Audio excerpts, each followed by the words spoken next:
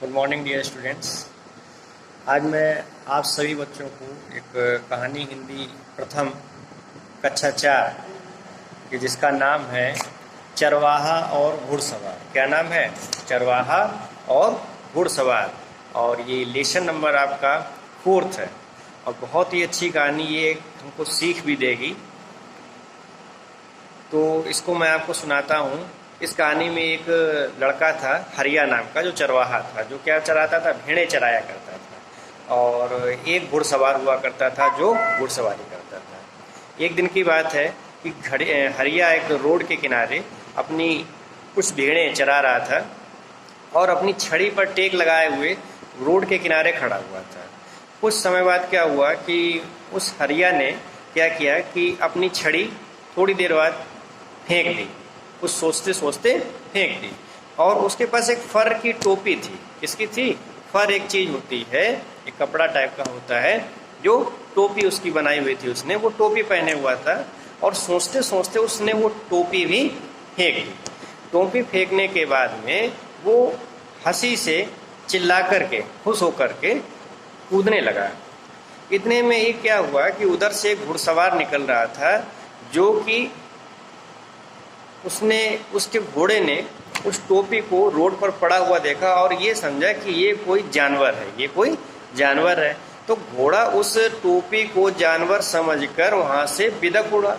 और बिदकने के बाद में क्या हुआ, घोड़ा इतना अनकंफर्टेबल महसूस नहीं किया। वो कम से कम बहुत तेज़ी से ऊपर की ओर उछल पड़ा। उछलने के बाद वह घुड़सवार के काबू से बेकाबू होने लगा।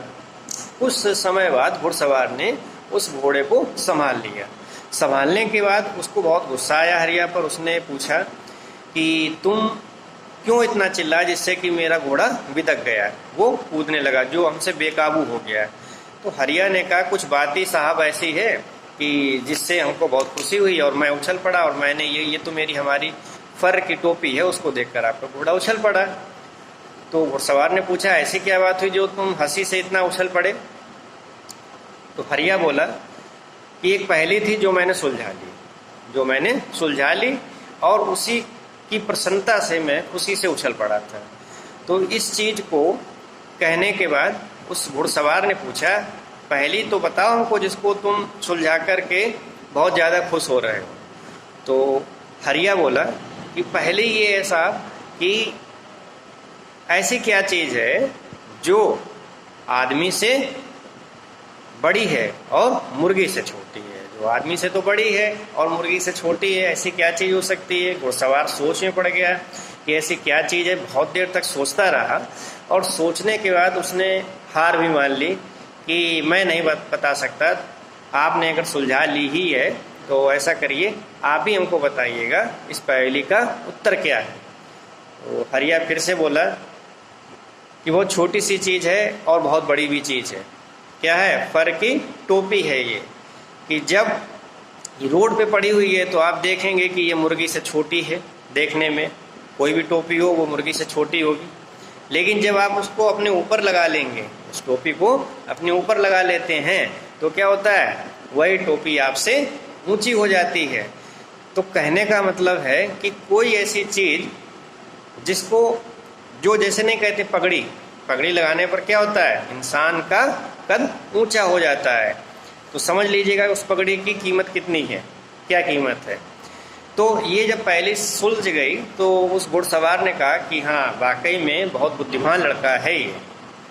लेकिन घुड़सवार ने भी एक सवाल पूछा कि ठीक है हरिया, कल मैं फिर इस रास्ते से गुजरूंगा और तुमको मिलकर जाऊंगा, लेकिन कल तुम मेरे लिए एक भेड़ ढूंढ कर रखना है। और भेड़ कैसी होनी चाहिए? घुड़सवार ने कहा ना वो गोरी हो, ना काली हो, ठीक है, ना सफ़ेद हो, ना चितकबरी हो, ऐसी रंग की भेड़ चाहिए। और जितने भी पैसे तुमको चाहिए हो वो मैं तुम्हारे पिताजी को देने के लिए तैयार हो जाऊंगा। हरिया बोला ठीक है साहब, कल आपको ऐसी ही भेड़ मैं दूंगा। कहा ठीक है। दूसरे दिन जब घुड़सवार वहाँ से निकला तो हरिया को मिला। हरिया से कहा क्या तुमने ऐसी भेड़ हमारे लिए ढूंढी है जैसा मैंने कहा था कल?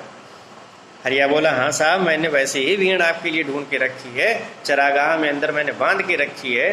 आप ऐसा करिएगा, अपने नौकर को भेज दीजिएगा और वो भेड़ मंगवा लीजिएगा, लेकिन एक शर्त हमारी भी है। घुड़सवार बोले, वो क्या शर्त है आपकी?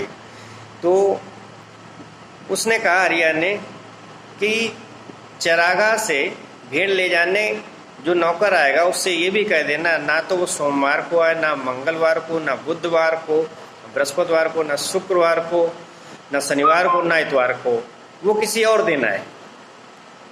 तो घुड़सवार इस उत्तर को सुन करके बड़ा विनम्रता से बोला कि हरिया, वाकई में तुम बहुत बुद्धिमान लड़के हो, तुम बहुत बुद्धिमान लड़के हो।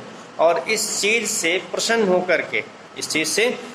होकर के हरिया ने क्या किया, हरिया को उस घुड़सवार व्यक्ति ने अपनी सुंदर सी मधुर बांसुरी दी भेंट के रूप में, और ये कहा, ये मैं आपको भेंट के रूप में दे रहा हूँ, जब भी आप अपनी भेड़ों को चराएं और इस बांसुरी को बजा करके मधुर आवाज़ में और इसका आनंद भी लें और अपना मनोरंजन भी करें। तो यहाँ पर आप देखिएगा 2 सीख मिलती हैं। एक तो हमारी जो टोपी है, मतलब जिससे हम कह सकते हैं दूसरे रूप में जो हमारी इज्जत है वो हमसे भी बढ़कर होती है बच्चों। और दूसरी क्या चीज़ है, बुद्धिमानी से हर व्यक्ति को जीता जा सकता है। तो आप लोग भी बुद्धिमान बने। इसी तरीके से आपका ये पाठ 5 जिसका मैंने सारांश आपको सुनाया है, इसकी आप लोग अपने घर पर एक्सरसाइज करने का, अभ्यास करने का प्रयास करें और हमको भेजें। धन्यवाद बच्चों।